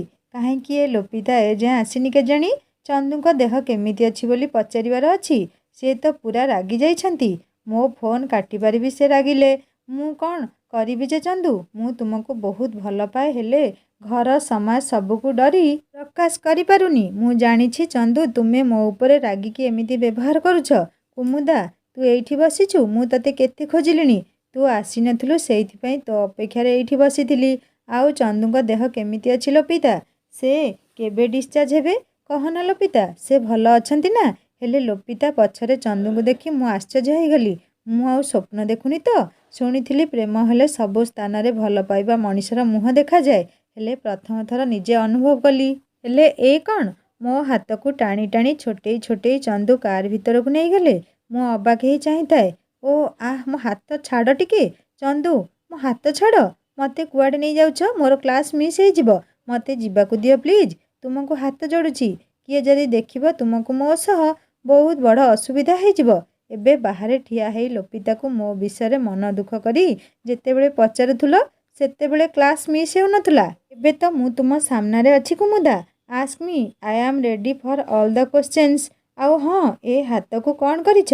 ମୋର କିଛି ପଚାରିବାର ନାହିଁ ତୁମକୁ। ମୋ ହାତ ମୁଁ ଯାହା କଲି, ସେସବୁର ଉତ୍ତର ଦେବା ପାଇଁ ମୁଁ ବାଧ୍ୟ ନୁହେଁ ମିଷ୍ଟର ଚନ୍ଦ୍ରାଂଶ। ମୋ ହାତ ଛାଡ଼, ମୁଁ ଯିବି। ମୋ ହାତ ରାଗରେ ଛାଡ଼ି ଦେବା ସମୟରେ ଚନ୍ଦୁଙ୍କ ହାତରେ ଥିବା ଖଣ୍ଡିଆରେ ମାଡ଼ ହେଇ ରକ୍ତ ବାହାରିଲା, ଆଉ ମୁଁ ସହି ନ ପାରି କାନ୍ଦୁଥାଏ। ମୋ ଚୁନରିରେ ତାଙ୍କ ହାତରେ ବହୁଥିବା ରକ୍ତକୁ ପୋଛିବାକୁ ମୁଁ ଉଦ୍ୟତ ହେଉଥିବା ବେଳେ ମୋ ହାତକୁ ରାଗରେ ଛାଟିଦେଲେ ଚନ୍ଦୁ। ଦରକାର ନାହିଁ ମୋର ଏ ମିଛ ନାଟକବାଜି। ରକ୍ତ ବାହାରିଲେ ମୁଁ ମରିଯିବିନି? ମୁଁ ଯାଇ ନିଜେ ବ୍ୟାଣ୍ଡେଜ୍ କରିନେବି। ଏତେ ବ୍ୟସ୍ତ ହେବାର ଆବଶ୍ୟକତା ନାହିଁ। ଚନ୍ଦୁଙ୍କ ଆଖିରେ ତାଙ୍କ ମନର ଯନ୍ତ୍ରଣାର ପ୍ରତିବିମ୍ବ ସୃଷ୍ଟି ହେବାଟା ମୁଁ ଆଦୌ ସହ୍ୟ କରିପାରୁନଥିଲି। ମୁଁ ନିଜକୁ ରୋକିପାରିଲିନି। ଧୀରେ ତାଙ୍କର ହାତକୁ ଧରିଲି, ଆଉ ମୋ ଚୁନରିରେ ତାଙ୍କ ହାତରୁ ବହୁଥିବା ରକ୍ତକୁ ପୋଛିଲି, ଆଉ କହିଲି, ତୁମ ବ୍ୟବହାର ରୁକ୍ଷତା ସତ୍ତ୍ୱେ ବି ମୁଁ ତୁମ ପାଖକୁ ଟାଣି ହେଇ ଆସୁଛି ଚନ୍ଦୁ। ବାରମ୍ବାର ଏସବୁ କରି ତୁମେ କାହିଁକି କଷ୍ଟ ଦେଉଛ? ଏତେ ରାଗିବାଟା ତୁମର ମୋତେ ଆଦୌ ଭଲ ଲାଗୁନି। ମୋର ରୋହନ ସହ କେବଳ ଜଣେ ଘନିଷ୍ଠ ବନ୍ଧୁର ସମ୍ପର୍କ, ହେଲେ ତୁମେ ତାକୁ ଖରାପ ଭାବୁଛ। ମୋ ନାଁକୁ ନେଇ ତା ସହ ଯୋଡ଼ିବାଟା ମୋତେ ଦୁଃଖ ଦେଉଛି। କ'ଣ କହିବାର ଅଛି ସିଧା କୁହ। ମୁଁ ଏପଟ ସେପଟ ବୁଲେଇ ବଙ୍କେଇ ହୋଇଥିବା କଥାକୁ ଆଦୌ ବୁଝେନା। ଏତେ ଆଉ ଅବୁଝା ହୁଅନା। ଏବେ ମୋତେ ଯିବାକୁ ଦିଅ, କ୍ଲାସ୍ ଡେରି ହେଉଛି। ଆଜି ଦିନଟା କ୍ଲାସ୍ ନ କଲେ କ'ଣ ହେବନି କି କୁମୁଦା? ନା, ମୁଁ କ୍ଲାସ୍ କରିବି। ଆଉ ତୁମେ ଘରକୁ ଯାଅ, ବିଶ୍ରାମ ନେବ। ଦେହ ଭଲ ନାହିଁ ତୁମର ପରା? ଦେଖ, ଆଉ ଏତେ ବାହାନାବାଜି ମୋଟେ ଭଲ ନୁହେଁ। କିଏ କ'ଣ ଜାଣିଛି ଭବିଷ୍ୟତ କ'ଣ ଆଣିବ? ଯଦି ଯିବା ସମୟରେ ମୋର ପୁଣି ଥରେ ଆକ୍ସିଡେଣ୍ଟ ହେଇଗଲା, ଆଉ ସବୁବେଳେ ମୁଁ ଭାଗ୍ୟବାନ ନୁହେଁ ଯେ ବଞ୍ଚିଯିବି। ଏସବୁ ଶୁଣି ମୁଁ ଜୋରରେ କାନ୍ଦୁଥିଲି ଆଉ ବଡ଼ ପାଟିରେ କହୁଥିଲି, ଚୁପ୍ କର ଚନ୍ଦୁ, ବହୁତ ହେଇଗଲା। ଏସବୁ ବାରମ୍ବାର କହି କ'ଣ ଶୁଣିବାକୁ ଚାହୁଁଛ ତୁମେ? କୁହ, ମୁଁ ନିଜ ତୁଣ୍ଡରେ ସେସବୁ କହିଦେବି ପଛେ, ହେଲେ ଏସବୁ କାଳ କଥା ଗୁଡ଼ାକ କୁହ ନା ପ୍ଲିଜ୍। ତୁମକୁ କାହିଁକି ଏତେ ବାଧୁଛି? କୁହ। ମୁଁ ଜବାବ ଚାହେଁ, କାରଣ ମୁଁ ତୁମକୁ ଭଲ ପାଏ। I love you Chandu. Yeah, finally. Thank you my lady. ମୁଁ ଦୁଃଖିତ ଯେ ମୁଁ ତୁମକୁ ଏତେ ସବୁ କହିଲି ଆଉ ରୋହନ ସହ ତୁମକୁ ଯୋଡ଼ିଲି। ଆଜି ମୋ ଜୀବନର ବେଷ୍ଟେଡ୍ ଡେ, ଆଉ ସେଇଥିପାଇଁ ତୁମକୁ ଧନ୍ୟବାଦ। ମୁଁ ରାଗୁଥିଲି ଏସବୁ ତାହେଲେ ତୁମେ ଜାଣି ଜାଣି କରୁଥିଲ? ତୁମେ ଜାଣି ଜାଣି ଏତେ କଷ୍ଟ ମୋତେ ଦେଉଥିଲ? ମୁଁ ତୁମ ସହ ବିଲକୁଲ ବି କଥା ହେବିନି। ମୁଁ ଆସୁଛି। ମୋ କ୍ଲାସ୍ ଲେଟ୍ ହେଉଛି। ଅଭିମାନ ଲୁହ ବୋଲ ମାଲୁ ନଥିଲା। କୋହକୁ ମୁଁ ସମ୍ଭାଳି ପାରୁନଥିଲି। ମୁଁ ଚାଲି ଆସୁଥିବା ଦେଖି ମୋ ହାତକୁ ଟାଣି ଧରିଲେ ଚନ୍ଦୁ। କୁମୁଦା, ମୋ ଆଡ଼େ ଚାହଁ। ମୁଁ କାନ ଧରି ଭୁଲ ମାଗୁଛି। କ'ଣ କ୍ଷମା ମିଳିବ ତ? ନହେଲେ ତା ବଦଳରେ ଯଦି କିଛି ପନିଶମେଣ୍ଟ ଦେବାକୁ ଚାହିଁବ ଦେଇପାର ତୁମେ। ମୋତେ କ୍ଷମା ମାଗି ଛୋଟ କରନି ଆଉ। ମୁଁ କିଛି ଦଣ୍ଡ ଦେବାକୁ ଚାହେଁ ନା ତୁମକୁ। ହେଲେ ତୁମକୁ କିଛି କହିବାର ଅଛି। କୁହ କୁମୁଦା, କ'ଣ କହିବାର ଅଛି କୁହ। ହେଲେ ମୋତେ ଆଗେ କୁହ, ତୁମ ହାତ ଜଳିଲା କେମିତି? ତୁମକୁ ମୋ ରାଣ ମିଛ କହିବନି। କାଲି ଗ୍ରାମ ଦେବତୀଙ୍କ ପାଖରେ ଦୀପ ଜାଳିବା ପାଇଁ ଯାଇଥିଲି ଆଉ ଅନ୍ୟମନସ୍କତାରେ କେତେବେଳେ ମୋ ହାତ ଜଳିଗଲା ଜାଣିପାରିଲିନି।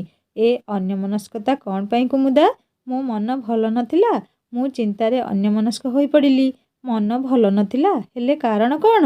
ଏଇ ମନ ଭଲ ନଥିବାର କାରଣ ଆଉ ମୁଁ ନୁହେଁ ତ? ତୁମେ ତ ପଣ୍ଡିତ, ସବୁ ଜାଣିଛ, ପୁଣି ପଚାରୁଛ କ'ଣ ପାଇଁ? ହା ହା ହା, just for confession that you love me. Kumuda, ଜାଣିଛ, ତୁମେ ଆଜି ଦୁନିଆର ସବୁ ଖୁସି ମୋ ଆଞ୍ଜୁଳାରେ ସମର୍ପି ଦେଇଛ। ମୋର ଏ ଭଲ ପାଇବା ଅନେକ ବର୍ଷର। ସେସବୁ ତୁମକୁ ଲୋପିତା କହିଛି କି ନାହିଁ ମୁଁ ଜାଣିନି। ହେଲେ ତୁମ ନାଁ, ତୁମ ସରଳତା ବିଷୟରେ ଶୁଣି ଶୁଣି ହିଁ ମୋତେ ପ୍ରେମ ହୋଇଯାଇଥିଲା। Is not it strange? But believe me, you are deep inside my heart. ମୋ ଜୀବନର ଅଭିନ୍ନ ଅଂଶ, ମୋ ଖୁସି, ମୋର ସବୁ କିଛି ତୁମେ। ଇଚ୍ଛା ହୁଏ ସବୁଦିନ ପାଇଁ ମୋ ପାଖକୁ ତୁମେ ଚାଲି ଆସନ୍ତ କି? Confession already done, mister Chandransh. ମୋତେ ବି ଲୋପିତାଠାରୁ ଶୁଣିକି ଆଶ୍ଚର୍ଯ୍ୟ ଲାଗିଲା। କିଏ କାହାକୁ ଏତେ ଭଲ ପାଇପାରେ, ତା ବି ଜମା ନ ଦେଖି। ମୁଁ ତ ଏବେ ବି ବିଶ୍ୱାସ କରିପାରୁନି। ମୋ ଫୋନ୍ ରିଙ୍ଗ ହେବାରୁ ମୁଁ ଲୋପିତାର ନମ୍ବର ଦେଖି ଟିକିଏ ଡରି ଫୋନ୍ ରିସିଭ୍ କଲି। ହ୍ୟାଲୋ, ହଁ କହ ଲୋପିତା। କ'ଣ ମ୍ୟାଡ଼ାମ୍, କଥା କିଛି ଆଗକୁ ଗଲା ନା ସେଇଠି ନୀରବ ପ୍ରେମ ଚାଲିଛି? ଚୁପ୍ କର ଲୋପା, ମାରିକି ତ ଦାନ୍ତ ଝଡ଼େଇ ଦେବି। ଆଉ କହ, କିଏ ମୋ କଥା ପଚାରି ନାହାନ୍ତି ତ? ମନ ଦେଇ ପୁରା କ୍ଲାସ୍ ଶୁଣେ, ମୋତେ ବୁଝେଇବୁ। ହା ହା ହା, ଆଉ ଏତେ ଦାନ୍ତ ଝଡ଼ାନି ମୋ ଭାଉଜରାଣୀ। Feel your love and cherish the magnificent moment miss topper. ଏଠି ବୋରିଂ ଲେକ୍ଚର ଚାଲିଛି ଆଉ ତୁ ତୋ କ୍ଲାସ୍କୁ ଇଣ୍ଟରେଷ୍ଟିଂ ବନେଇ ଦେ ଲଭ୍ର ତଡ଼କା ଦେଇ। ବାକି ଟପର, ମୋଠାରୁ ପାଠ କିଛି ବୁଝିବାର ଆବଶ୍ୟକ ହିଁ ନାହିଁ ବୋଲି ମୁଁ ଭାବୁଛି। ରଖୁଛି, ବାଏ। ହ୍ୟାଲୋ ହ୍ୟାଲୋ ଲୋପିତା, ଏ ପିଲାଟା ପୁରା ପାଗଳ। ଲୋପିତା ଫୋନ୍ କରିଥିଲା ପରା? କ'ଣ କଲା ସିଏ କୁମୁଦା? ସେମିତି ମଜା କରିଥିଲା। ତୁମେ ଯାଅ ଘରକୁ ବିଶ୍ରାମ କରିବ। ମୁଁ ସମୟ ପାଇଲେ ତୁମକୁ କଲ୍ କରିବି। ଆଗୁଆ କେବେ ବି କଲ୍ କରିବନି। ଘରେ ଜାଣିଲେ ମୋ ପାଠପଢ଼ାରେ ଡୋରି ବନ୍ଧା ହେଇଯିବ। ତୁମେ ବହୁତ ଭଲ ପଢ଼ ବୋଲି ଜାଣି ବହୁତ ଖୁସି ଲାଗିଲା। ମାନେ ମୁଁ ବହୁତ ଖୁସି ଯେ ମୋ ପ୍ରେମିକା ସୁନ୍ଦରୀ ଆଉ ବୁଦ୍ଧିମାନ ବି। ମୋ ଘରେ ମୁଁ ପ୍ରଥମ କଲେଜ ପଢ଼ୁଆ। ମୋ ବାପା ଭାଇ ବେଶୀ ପଢ଼ି ନାହାନ୍ତି, ହେଲେ ମୁଁ ସହରରେ ଆସି ପଢ଼ୁଥିବା ଦେଖି ଆମ ଗାଁରେ କେହି କେହି ମଜା ଉଡ଼େଇ କହନ୍ତି, ଝିଅ ଜନମ ତ ଚୁଲି ମୁଣ୍ଡକୁ। କୋଉ ଅଫିସର ହେଇଯିବ ଯେ ତାକୁ ନିଇତି ପ୍ରତିଦିନ ବୁହା ହେଉଛି। ଆଉ ଏବେ ଯଦି ଜାଣିବେ ମୁଁ ତୁମକୁ ଭଲ ପାଉଛି ବୋଲି, ମୋ ପରିବାର, ନାଁ ଗାଁ ସବୁ ମାଟିରେ ମିଶିଯିବ। ତେଣୁ ଯେତେ ଦୂର ସମ୍ଭବ ତୁମେ ଚେଷ୍ଟା କରିବ ଆମ ଭଲ ପାଇବାକୁ ଲୁଚେଇ ରଖିବା ପାଇଁ। କ'ଣ ରାଜି ତ? ମୁଁ ତୁମକୁ ଭଲ ପାଏ, ଏଇଟା କେବଳ କୁହାଯାଏ ବୋଲି ମୁଁ କହୁନି, ବରଂ ମୋର ସମସ୍ତ ଭାବନା ଆଉ ତୁମ ପ୍ରତି ଥିବା ଗଭୀର ଭଲ ପାଇବା ରାଣ ଖାଇ କହୁଛି। ମୁଁ ତୁମର ସବୁ କଥାରେ ରାଜି। ଯେତେ ଇଚ୍ଛା ପଢ଼ ଆଉ ଅନ୍ୟମାନଙ୍କ ପାଇଁ ଗୋଟିଏ ଉଦାହରଣ ସୃଷ୍ଟି କର। ମୋର କିଛି ଅସୁବିଧା ନାହିଁ। ମୁଁ ବହୁତ ଭାଗ୍ୟବାନ ଯେ ତୁମେ ମୋ କଥାର ସମ୍ମାନକୁ ରଖୁଛ। ଗୋଟିଏ ଝିଅ ପାଇଁ ଆଉ ଅଧିକ ଖୁସି କ'ଣ ବା ଦରକାର? ମୁଁ ଆଉ ତୁମକୁ ଡିଷ୍ଟର୍ବ କରିବାକୁ ଚାହୁଁନି। ତୁମେ ଏବେ କ୍ଲାସ୍କୁ ଯାଇପାର କୁମୁଦା। ନା ନା, ଏବେ ଯାଇ କିଛି ଲାଭ ନାହିଁ। ମୁଁ ଲୋପିତାଠାରୁ ନୋଟ୍ସ ନେଇ ଆସିବି। ଜାଣିଛ କୁମୁଦା, ମୋ ପାପାଙ୍କ ସହ ମୁଁ ସବୁ ସେୟାର କରେ। ଏ କଥା ବି ମୋ ପାପା ଜାଣିଛନ୍ତି। ହେଲେ ସେ ମାମାଙ୍କୁ କହିବା ପାଇଁ ମନା କରିଛନ୍ତି। କାରଣ ସେ ଯଦି ଜାଣିବ ପ୍ରଳୟ କରିଦେବ।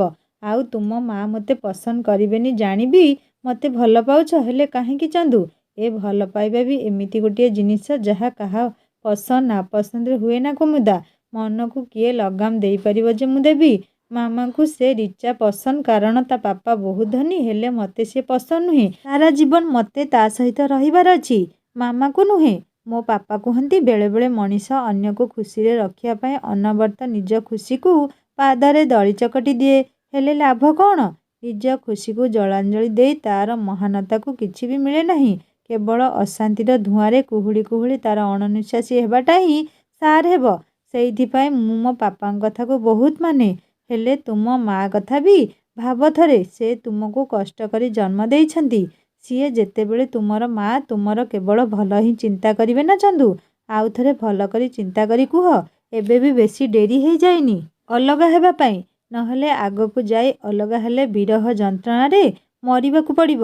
ମୁଁ ବହୁତ ଥର ଭାବିଛି କୁମୁଦା, ହେଲେ ମୁଁ ଅନେକ ଥର ଭାବି ହିଁ ତୁମକୁ ଭଲ ପାଏ ବୋଲି ପରିପ୍ରକାଶ କରିଛି। ହଁ, ମୁଁ ଏକଥା ବି ଜାଣେ କି ମୋ ମା ଏସବୁରେ ରାଜି ହେବେନି। ହେଲେ ତାଙ୍କ ପସନ୍ଦେ ମୁଁ ସାରା ଜୀବନ ଖୁସି ହେଇପାରିବିନି। କଷ୍ଟ ତ ହେବ ତାଙ୍କୁ ମନେଇବା ପାଇଁ, ହେଲେ ଅସମ୍ଭବ ତ ନୁହେଁ ନା। ହେଲେ ମା ମନରେ କଷ୍ଟ ଦେଇ ଆଜି ଯାଏଁ କେହି ଖୁସିରେ ରହିନାହାନ୍ତି କି ରହିପାରିବେନି। ତେଣୁ ତୁମକୁ ମୋର ଅନୁରୋଧ, ଆଉ ଥରେ ଭାବ ଚନ୍ଦୁ। ସେସବୁ ମୁଁ ଜାଣେ କୁମୁଦା। ଜଣେ ପୁଅ ଯଦି ଖୁସି ହେଉଛି ତେବେ ତା ମା ମନରେ କଷ୍ଟ କାହିଁକି ହେବ? ସେ ଅନ୍ତରରୁ ଖୁସି ହେଉଥିବ, ହେଲେ ବାକି ଉପରେ ମିଛ ଅଭିନୟ କରିବ ଯାହା। ମୁଁ ତ ସେସବୁ ଝଡ଼କୁ ସାମ୍ନା କରିବା ପାଇଁ ନିଜକୁ ତିଆରି କରିସାରିଛି। ତୁମର ମୋ ପାଦ ସହ ପାଦ ମିଶାଇ ଚାଲିବାରେ କିଛି ଆପତ୍ତି ଅଛି କି? ଯଦି ଅଛି କୁହ, ତେବେ ମୁଁ ତୁମ ପଥରେ ସହଯାତ୍ରୀ ହେବାର ଆଶା ହିଁ ଛାଡ଼ିଦେବି କୁମୁଦା। ଏସବୁ କଷ୍ଟ ହେଲେ ମୋ ସହଯାତ୍ରୀ ଯେତେବେଳେ ଏତେ ଶକ୍ତ ଆଉ ମନ ତାଙ୍କର କାଚ କେନ୍ଦୁ ଜଳ ପରି ନିର୍ମଳ, ତେବେ ଆପତ୍ତି କରି ନିଜକୁ ଦୁର୍ବଳ କରିବାକୁ ଚାହେଁନା। Hey hey, that's my girl who is intelligent as well as sensitive. ମୋ ପାଇଁ ତୁମେ ଗର୍ବ ଆଉ ଗୌରବ। ଗର୍ବ ଆଉ ଗୌରବ ବୋଲି କହିବାକୁ କେହି ହେଲେ ସାହସ କରନ୍ତି ନାହିଁ, ତାହା ବି ପୁଣି ନିଜ ପ୍ରେମିକାକୁ। ମୁଁ ମନେ ମନେ କହି ଖୁସି ହେଉଥିଲି। ଗପୁ ଗପୁ କେତେବେଳେ ଅନେକ ସମୟ ବିତି ଯାଇଥିଲା। ଭାଇର ଗାଡ଼ିକୁ ଦେଖି ଚନ୍ଦୁଙ୍କ ଛାତିରେ ମୁଣ୍ଡ ରଖି ମୁଁ ଲୁଚିବାକୁ ଚେଷ୍ଟା କରୁଥିଲି। କ୍ଷଣକରେ ମୋ ଦେହରୁ ଶୀତ ତାପ ନିୟନ୍ତ୍ରଣ କାର୍ ଭିତରେ ଗମ୍ ଗମ୍ ଝାଳ ବାହାରୁଥିଲା, ଆଉ ମୋ ସାରା ଶରୀର ଭୟ ଯୋଗୁଁ ଥରୁଥିଲା। ଆଜି ମଲି, ଭାଇ ଯଦି କ୍ଲାସ୍ ଭିତରକୁ ପଶିଯିବ ଆଉ ଦେଖିବ ମୁଁ ନାହିଁ, ତେବେ ଅବସ୍ଥା ମୋର ଶୋଚନୀୟ କରିଦେବ। ଆରେ କ'ଣ ହେଲା କୁମୁଦା, ଏତେ ଡରୁଛ କାହିଁକି? କ'ଣ ସାପ ଦେଖିଦେଲ କି? ସିଏ ଯାହା ବି ହଉ, ତା ଯୋଗୁଁ ତୁମେ ମୋ ନିକଟତର ହେଲ, ଆଉ ମୋତେ ତୁମର ଏମିତି ରୋମାଣ୍ଟିକ୍ ଭାବରେ ଅଚାନକ ଜାବୁଡ଼ି ଧରିବାଟା ଖୁବ୍ ଆନନ୍ଦ ଦେଉଛି। ଯେମିତି ରହିଛ ଠିକ୍ ସେମିତି ରହି ମୋତେ ଲୁଚେଇବାକୁ ଚେଷ୍ଟା କର। ସାପ ଦେଖିଥିଲେ ହୁଏତ ଏତେ ଡରି ନଥାନ୍ତି। ମୋ ଭାଇର ଗାଡ଼ି ଥୁଆ ହେଇଛି। ମନେ ମନେ ଆଉ ଏତେ ଗୁଡ଼ ଖାଅନି। ଯଦି ଭାଇ ଦେଖିଦେବ ତେବେ ତୁମ ରୋମାଣ୍ଟିକ୍ ଅନ୍ଦାଜେ ନିଆଁ ଲାଗି ପୋଡ଼ି ପାଉଁଶ ହେଇଯିବ। ହା ହା ହା, ରିଲାକ୍ସ କୁମୁଦା। ଭାଇଙ୍କ ଗାଡ଼ିକୁ ଦେଖି ଏମିତି ହେଉଛ, ଆଉ ଯଦି ଭାଇଙ୍କୁ ଦେଖିବ ତେବେ କେମିତି ହେବ? ତୁମକୁ ମଜା ଲାଗୁଛି ନୁହେଁ କି? ଏତିକି ବେଳେ ରୋହନର ଫୋନ୍ ଆସିଲା, ଆଉ ସିଏ କହିଲା, କୁମୁଦା ତୋର କ୍ଲାସ୍ ସରିଗଲା କି? ଭାଇ ଆଜି କାମ ଥିବାରୁ ଆସିପାରିଲେନି, ତେଣୁ ମୁଁ ତୋତେ ଅପେକ୍ଷା କରିଛି ନେବା ପାଇଁ। କ୍ଲାସ୍ ସରିଲେ ଆସିଯିବୁ, ମୁଁ ଗାଡ଼ି ଧରି ଅପେକ୍ଷା କରିଛି। ଏସବୁ ଶୁଣି ମୁଁ ଗୋଟିଏ ଦୀର୍ଘ ନିଶ୍ୱାସ ନେଲି, ଆଉ ଚନ୍ଦୁଙ୍କ ଛାତିରୁ ମୁଣ୍ଡ ବାହାର କରି ମୋ ନିଜ ଚୁନରିରେ ଝାଳକୁ ପୋଛି ନେଲି। ଆରେ ଭାଇ ଦେଖିନେବେ, ଯେମିତି ଥିଲ ସେମିତି ରହିଥାଅ। ମୋର ମଜା ଉଡ଼ଉଛ? ଉଡ଼ାଅ, ତୁମର ଯେତେ ଇଚ୍ଛା ଉଡ଼ାଅ। ହେଲେ ଭାଇ ଆସିନି, କାମ ଅଛି ବୋଲି ରୋହନକୁ ପଠେଇଛି। ତୁମେ ଆଉ ରୋହନ ନାଁ ଶୁଣି ଈର୍ଷାରେ ଜଳୁନ ତ? ଆରେ କୁମୁଦା, ମୁଁ ମଜା ଉଡ଼ଉନି। ମୁଁ ରୋହନ ନାଁ ଶୁଣି ଜଳିବି କାହିଁକି? ତାର ସ୍ଥାନ ଆଉ ମୋ ସ୍ଥାନ ତୁମ ଜୀବନରେ ନିଜ ନିଜ ସ୍ଥାନ ନେଇସାରିଛନ୍ତି। ଆଉ ଦୁଇଟା ଯାକ ସ୍ଥାନ ଏକଦମ୍ ଭିନ୍ନ। ସିଏ ତୁମ ବନ୍ଧୁ, ମୁଁ ତାଙ୍କ ଉପରେ ରାଗିବି କାହିଁକି? ଚନ୍ଦୁଙ୍କ କଥା ଶୁଣି ମୋତେ ବହୁତ ଖୁସି ଲାଗୁଥିଲା, କାରଣ ରୋହନ ସହ ବନ୍ଧୁତାକୁ ସେ ଆଦୌ ବିରୋଧ କରୁନଥିଲେ। ମୁଁ କହିଲି, ଚନ୍ଦୁ, ସମୟ ତ ହେଇଗଲାଣି, ଘରେ ଯାଇ ଫୋନ୍ କରିବି। ଚାଲ, ମୁଁ ତୁମକୁ ରୋହନ ସହ କଥା କରେଇଦେବି। ଲୋପିତା ବି ଆସି ପହଞ୍ଚି ସାରିଥିଲା। ଆଉ ଚନ୍ଦୁ ରୋହନ ସହ ଭଲରେ କଥା ହେବା ଦେଖି ବହୁତ ଖୁସି ଲାଗୁଥିଲା। ପାଗେଳିଟାକୁ ଚନ୍ଦୁ ଭାଇ ଦେଖିକି ସମ୍ଭାଳିବ, ହେଲେ ସେ ବହୁତ ସରଳ ଆଉ ନିରୀହଟା। ମୋର ସବୁଠାରୁ ଭଲ ସାଙ୍ଗ, ଆଉ ମୋର ପୁରା ପିଲାବେଳ ଆଉ ଧୂଳି ଖେଳ ତା ସହ ହିଁ କଟିଛି। ତୁମକୁ ଲାଗିଲା ସିଏ ରୋହନକୁ ଏତେ ସେଣ୍ଟି ହେବା ଦେଖି ମୁଁ କହିଲି, ମୋର ବିଦାୟ ହେଉନି ଏତେ ଜଲ୍ଦି। ତୁ ଆଉ ଦୁଃଖୀ ଆତ୍ମା ପରି ଅଭିନୟ କରେନା। ତୁ ବାହା ହେବୁ, ତୋ ସ୍ତ୍ରୀ ଜୀବନକୁ ଝୁଣି ଖାଇସାରିବା ପରେ ହିଁ ଯାଇ ମୁଁ କୁଆଡ଼େ ଯିବା କଥା ଭାବିବି। ସମସ୍ତେ ମୋ କଥା ଶୁଣି ଠୋ ଠୋ ହୋଇ ହସୁଥିଲେ। ହଉ, ଏବେ ଆମେ ଆସୁଛୁ। ଭାଇଙ୍କ କାମ ଅଛି, ଗାଡ଼ି ନେଇଗଲେ ସେ କୁଆଡ଼େ ଯିବେ। କାଲି ପୁଣି ଦେଖାହେବ କୁମୁଦା। ଫୋନ୍ କରିବୁ ମୋତେ। ଆଉ କ'ଣ ସବୁ ଘଟିଲା ମୁଁ ଜାଣିବାକୁ ଚାହୁଁଛି। ଚୁପ୍ କର, ତୋର ଏସବୁ ପରୀକ୍ଷାରେ ଆସିବ ନା କ'ଣ? ଯଦି ଏତେ ଇଚ୍ଛା, ତୋ ଭାଇକୁ ପଚାରି ନେବୁ। ତାକୁ ପଚାରି ଦିଅନ୍ତି ଯେ, ହେଲେ ମୋତେ ଖରାପ ଲାଗିବ ଟିକେ। କୁମୁଦା, ଆସୁଛୁ, କଲ୍ କରିବ ସୁବିଧା ହେଲେ। ତୁମେ ବ୍ୟସ୍ତ ହୁଅନି ଚନ୍ଦୁ ଭାଇ, ତୁମ ଅମାନତକୁ ନେଇ ଠିକ୍ ସେ ପହଞ୍ଚେଇ ତୁମକୁ ଫୋନ୍ କରିଦେବି।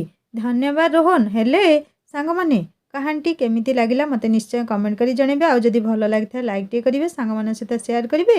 ଆଉ ଯଦି ମୋ ଚ୍ୟାନେଲରେ ନୂଆ ଅଛନ୍ତି ତାହେଲେ ସବସ୍କ୍ରାଇବ୍ କରି ବେଲ୍ ଆଇକନ୍ ଦବାଇଦେବେ। ମୋର ଗୋଟେ ହିନ୍ଦୀ ଷ୍ଟୋରି ଚ୍ୟାନେଲ ଅଛି, ଯାହାର ଲିଙ୍କ୍ ମୁଁ ଏହି ଷ୍ଟୋରିର ଡେସ୍କ୍ରିପ୍ସନରେ ଦେଇଦେବି। ଆପଣମାନେ କ୍ଲିକ୍ କଲେ ସୁନ୍ଦର ସୁନ୍ଦର ହିନ୍ଦୀ ଷ୍ଟୋରି ପଢ଼ିପାରିବେ, ଶୁଣିପାରିବେ। ଏବେ ମୋତେ ବିଦାୟ ଦିଅନ୍ତୁ। ଜଲ୍ଦି ଆସିବି ଏହି କାହାଣୀର ଭାଗ 5 ନେଇ। ରହୁଛି। ନମସ୍କାର, ଜୟ ଜଗନ୍ନାଥ।